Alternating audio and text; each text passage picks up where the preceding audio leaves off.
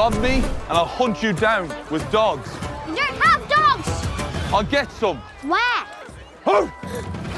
يعني بغض النظر عن مدى جودة المعالجات التلفزيونية لروايات أغنية الجليد والنار لجورج مارتن، دي حاجة ممكن نتناقش فيها كتير، بس بصراحة أنا لازلت مش بقدر أمنع نفسي من الحماس تجاه أي عنوان جديد بيطلع من العالم ده، بل والتعامل مع الأعمال دي بجدية لدرجة بتوصل للمشاهدات المتكررة. أنا بالفعل شفت نايت أوف ذا سيفن كينجدوم مرتين، وبخطط أشوف حاجة زي هاوس أوف ذا دراجون للمرة الثالثة قبل الموسم الجاي ما ينزل. بالنسبة لي العالم ده على إخفاقاته اللي ممكن نتفق عليها أو نتجادل كتير بسببها لسه بيظل تجربة مبهرة بسبب قدر التفاصيل المميزة لكل شخصية ولكل مكان ولكل حدث بيشكل الحدوتة. في رأيي نقطة قوة أي عمل بينتمي لتصنيف الفانتازيا إنه يشكل للمشاهد أو القارئ طبعا في حالة كان رواية واقع مختلف يقدر ينتقل ليه أثناء المشاهدة أو القراءة. ارمي أي أحكام فنية على جنب، طول ما الأعمال التلفزيونية المقتبسة من عالم أغنية الجليد والنار لسه قادرة إنها تشكل واقع بديل عارف أنتقل ليه أثناء المشاهدة، أنا هفضل أرجع واستثمر في العالم ده. ونايت أوف ذا سيفن كينجدومز نجح في ده من ناحيتين، من جانب هو مسلسل تفاصيله متقنة وحقيقية جدا، ومن ناحية تانية هو ذاته تفصيلة بتزود من حقيقية العالم بتاعنا ككل. فخلينا في الفيديو ده نتكلم شوية عن واحد من أحدث إنتاجات HBO Max، فارس الممالك السبعة. بس يعني خليني كالعادة الأول أرحب بيك، أنا محمود، ويلا نبدأ فيديو النهاردة.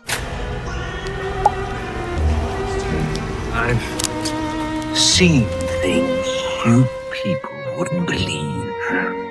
All those moments will be lost in time. Like tears in rain.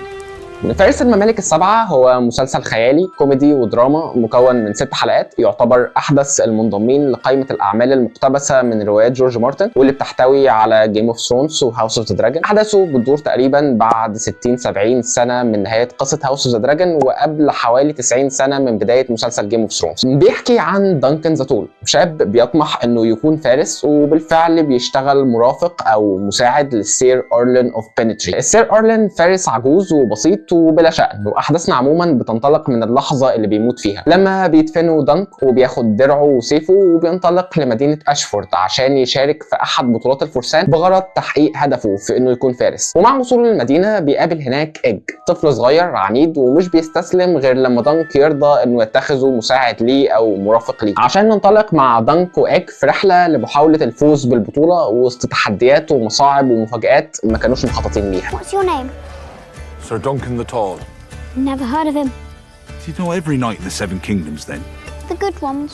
مؤخرا بقيت الاقي نفسي منجذب قوي للاعمال اللي بتتناول قصص صغيره ضمن عالم كبير، في سحر من نوع خاص كده لفكره الحدوته اللي هتبدا وتنتهي بسرعه من غير ما يبقى ليها اي تاثير محوري على شكل العالم اللي بيتبني، مع فرق التشبيه طبعا، بس ده كان السبب الرئيسي في اعجابي بافلام زي A Quiet Place Day 1 او فيلم 28 Years Later The Bone Temple اللي نزل في اول السنه. بحس انه دي اعمال وظيفتها الاساسيه انها تظهر لك العالم اللي انت متعود عليه بصوره معينه من خلال منظور تاني يضيف عمق لطبيعه العالم ده. وبعد ما خلصت فارس الممالك السبعه حسيت انه فعلا عالم اغنيه الجليد والنار محتاج قوي نوع الاعمال الجانبيه دي اللي بتحكي قصص بعيده شويه عن الطابع اللي متعودين عليه من اعماله الاساسيه، وفي نفس الوقت انا كمشاهد محتاج اخرج شويه بره جو الاسور الضخمه والعلاقات المعقده ما بين العوائل المختلفه والصراعات المحتدمه والصخب والملحميه اللي اصبحت متعود عليهم كل ما افكر في كلمه صراع العروش، ببساطه عشان احس ان الصراعات اللي بشوفها في الاعمال الكبيره دي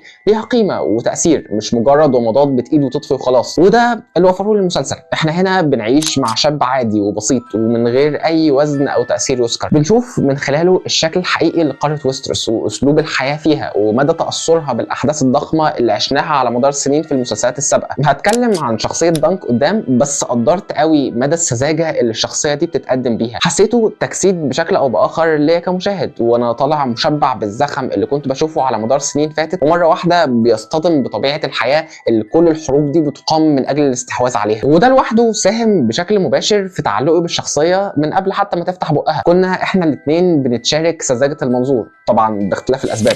وانت داخل تشوف فارس الممالك السبعه انت محتاج تظبط توقعاتك، انت داخل تشوف مسلسل هادي وغالب عليه طابع بسيط، قصتنا احداثها بتدور في مكان واحد بعدد شخصيات محدود جدا وبجو مختلف وابعد ما يكون عن الملحميه، لدرجه انه في جرعه كوميديا محترمه جدا تحديدا في اول الحلقات. بس وانت بتظبط توقعاتك بناء على الكلام اللي بقوله ده، ما تعتقدش ان المسلسل فقد للجديه في التعامل مع الجو الخفيف اللي بيرسمه ده، بل انه في لحظه ما بالقرب من نهايه الحدوته بتبدا تحس ان الجو الخفيف ده هو اختيار عبقري لنسج خيوط حدوته ابدا مش خفيفه.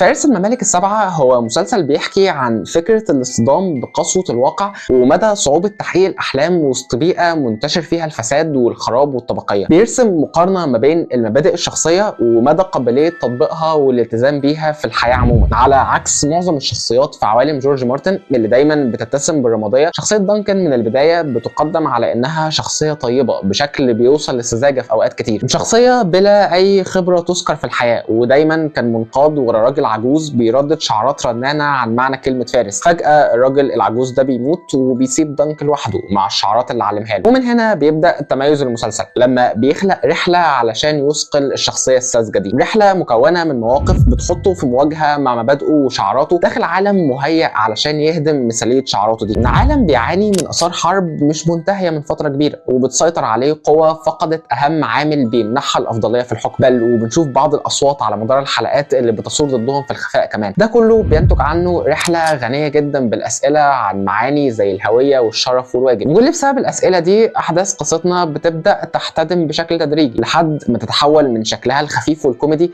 لصوره يصلح جدا ان نصفها بالسوداويه والجديه. عشان كده كنت بقول انه ما تنخدعش بجو المسلسل في الاول، لانه فعليا هيفاجئك بمدى الجديه اللي بيتناول بيها احداثه، هيفاجئك بمدى العنايه اللي بيتعامل بيها مع شخصيه بطله، لدرجه اني حسيت انه مألوف جدا بالنسبه لي مع وصولي للنهايه، بل مهتم اني اتتبع بشغف ما تبقى من قصته، على الرغم انه احنا فعليا ما قضيناش وقت كتير خالص مع المسلسل ده. في النهايه مسلسل 6 حلقات، كل حلقه مش بتتعدى نص ساعه، وده ان دل على شيء فبيدل على تألق المسلسل السردي وكمان على وعي صناعه بالفورمات اللي بيقدموا قصتهم فيها. والعنايه بشخصيه البطل امتدت برضو علشان تشمل شخصيه ايج، اللي مش هينفع احرق تفاصيل شخصيته لانه تفاصيل شخصيته دي بيتوقف عليها تحول مهم جدا في شكل المسلسل. جدلا بسبب التحول ده المسلسل بياخد الطابع الجدي والقاتم بتاعه. ايج يمكن بيتشارك مع دانك في وجهه النظر الطفوليه اللي بيتعاملوا بيها مع الناس من حواليهم، لكن اللي بيميز ايج هو المعرفه والثقه اللي بيملكهم بوفره على الرغم من صغر سنه. فاقترانه ببطل الحدوته بيخلق صوره متكامله كل طرف فيها بحاجه للتاني. ايج بيختبر العالم بصوره مختلفه واكثر نقاء واوضح على مستوى المبادئ من خلال دانكن، ودانكن بيستمد المعنى والثقه والالهام من خلال ايج، ناهيك طبعا عن ان التفاوت الموجود ما بين شخصياتهم ده بيخلق مواقف لطيفه وكوميديه من اجمل ما يمكن على مستوى باقي الشخصيات الدنيا مش بنفس القوه، باقي الشخصيات بنتعامل معاها اكتر على انها عناصر جانبيه مكمله للرحله، لكن المسلسل بيعرف كويس ازاي يخليك تميزهم وتتعرف على طباع كل واحد فيهم، تكره فيهم اللي المفروض تكرهه وتحب فيهم اللي المفروض تحبه. ده شيء ما ادركتوش غير في مشاهد النهايه لما لقيت نفسي فعلا زعلان وانا بودعهم استعدادا لتكمله الرحله في مكان تاني. فتاني هكرر اعجابي بمدى وعي صناع وكتاب المسلسل باهدافهم اللي عايزين يوصلوا لها من القصه، الاهداف اللي مش بتتجاوز تعريف المشاهد بشخصيه بسيطه بتثقل بسبب رحله بمنحنيات غير متوقعه، وعشان يوصلوا لده بيتبعوا شكل سردي مناسب لبساطه القصه دي ادى لانها تكون حقيقيه وملموسه ومؤثره جدا بالنسبه لي. اللي بيجاري الكتابه المميزه دي هو الاداه التمثيليه الرائعه من بيتر كلافي وديكستر انسل، اللي طبعا نقطه قوتها الاهم هو الكيمياء الواضحه والجذابه جدا بينهم، لكن كمان كل واحد منهم موصل تفاصيل شخصيته بتلقائيه وبساطه شديده. تحديدا بيتر كلافي اللي كان قادر يقدم سذاجه وطيبه شخصيته بشكل خلاني اتعاطف واتعلق بيها، مش انفر منها او اتهمها بالغباء او الملل مثلا.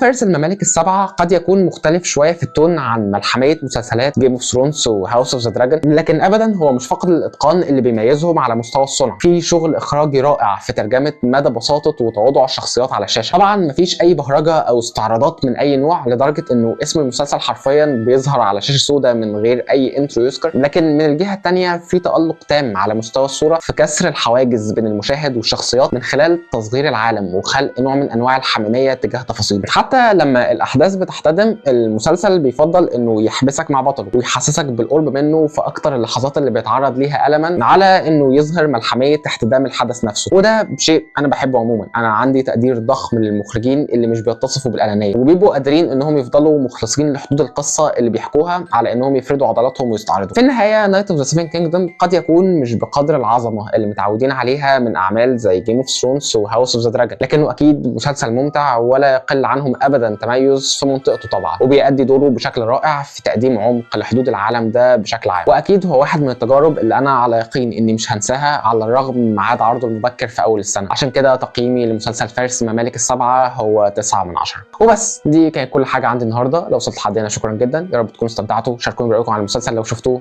انا محمود وسلام.